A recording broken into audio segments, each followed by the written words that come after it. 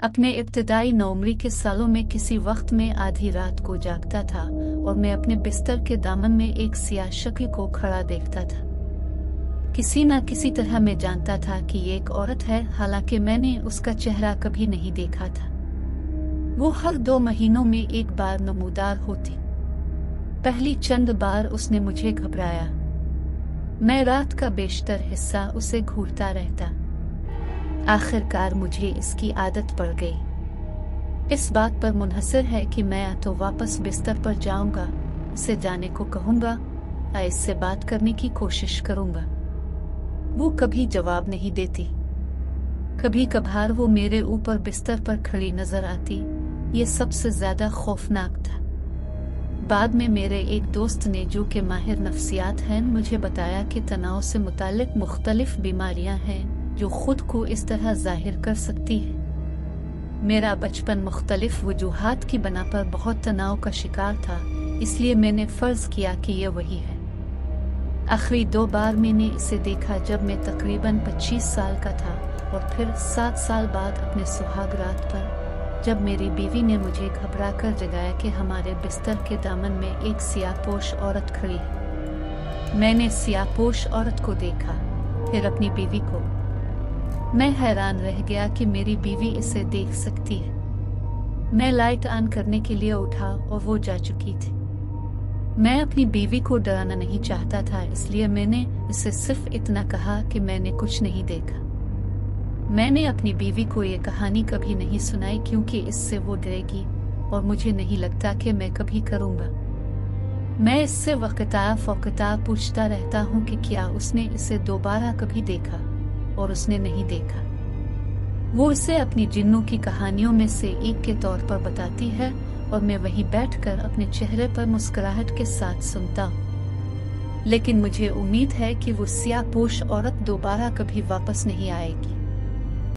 मैं और मेरी फैमिली ने 5-6 साल पहले पाकिस्तान का सफर किया था, और हमेशा की तरह मैं सुबह के अवाइल तक अपने कजिन के साथ जागता रहा। अगले दिन स्कूल का दिन था, इसलिए छोटे बच्चों के जल्दी सो जाने की उम्मीद थी। कमरा जिसमें मेरे तमाम कजिन घूम रहे थे वो नीचे की मंजिल पर था, जहां टीवी था। मेरा कजिन अपने वालिदैन के कमरे से कुछ लेना चाहता था, तो मैं उसके साथ इसके पास गया। इसके वालिदैन का कमरा 3री मंजिल पर था, और इस मंजिल में सीढ़ियां थी जो छत पे खुली छत का इलाका तक ले जाती थी। जब हम इसके वालिदैन के कमरे से बाहर निकले, जहां वालिदैन सो रहे थे, हमने देखा कि मेरा छोटा कजिन, हम उसे वासिक कह सकते हैं, वो सीढ़ियों पर बैठा था जो छत की तरफ जाता था, और उसकी गोद में सर रख कर रो रहा था। हमने सोचा कि कुछ हुआ है।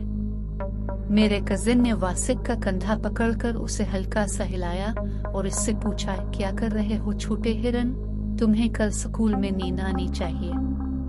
वासिक ने सिर्फ ऊपर देखा और उसने कहा, मैंने एक डरावना ख्वाब देखा और अपने कमरे से भागा। ख्याल है कि वो अभी छोटा है, इसलिए अपने वालिदैन के साथ सोता है। हमने इसे बताया कि ये ठीक है, और इसे अपनी माँ को बताए आ जगाए बगैर रात को अपने कमरे से नहीं निकलना चाहिए।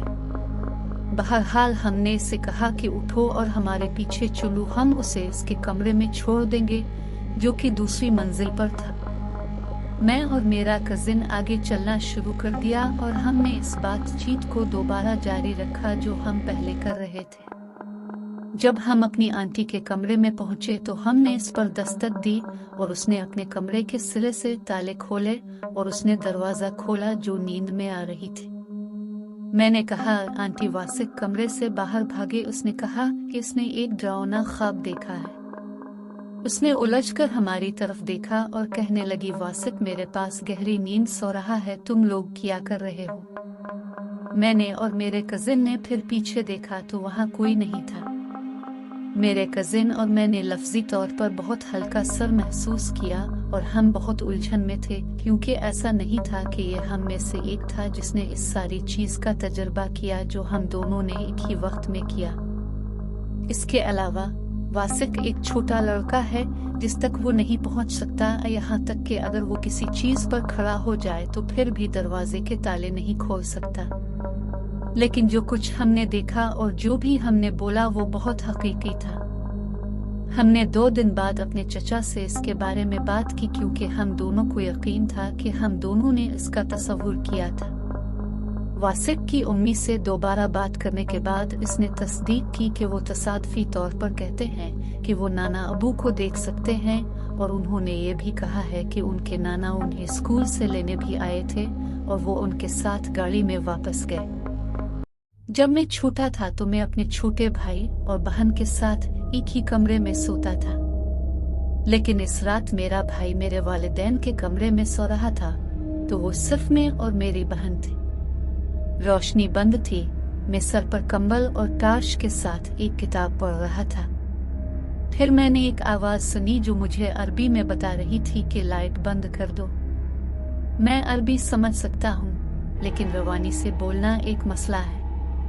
मेरी बहन अरबी बिल्कुल नहीं बोल सकती, तो मैं पहले ही खौफजदा था कि ये क्या हुआ है। मैंने अपनी बहन को पुकारा, लेकिन वो गहरी नींद सो रही थी।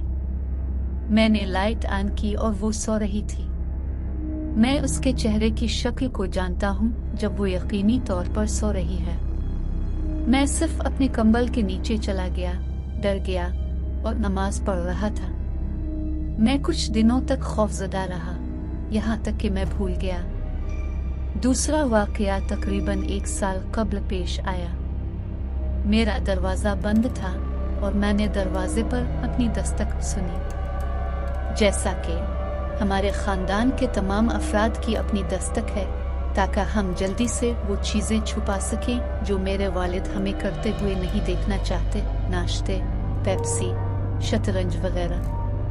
तो मैंने किसी को दरवाजे पर दस्तक देते हुए सुना, जो कभी कोई नहीं करता। कभी नहीं। मैं हैरान था। मैंने कहा इंटर। 10 सेकंड गुजर गए, कोई अंदर नहीं आया।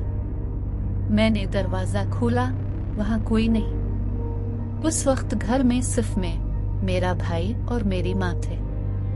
मेरे भाई का कमरा मेरे ऊपर है और ये मेरा भाई नहीं हो सकता था क्योंकि मैंने इसे अपने कमरे से निकलते, नीचे आते, सीढ़ियाँ चढ़ते हुए सुना होता और फिर अपने कमरे में वापस आते इन 10 सेकंड में। मैंने इसका दरवाज़ा खिलने की आवाज़ें सुनी होंगी और आपकी तरह आपके पास से हाथी के चलने की आवाज़ें सुनाई देंगी। मेरी माँ यकीनी तौर पर सो रही थी और मैं उसके चेहरे से बता सकता था कि वो इसे जाली नहीं बना रही थी।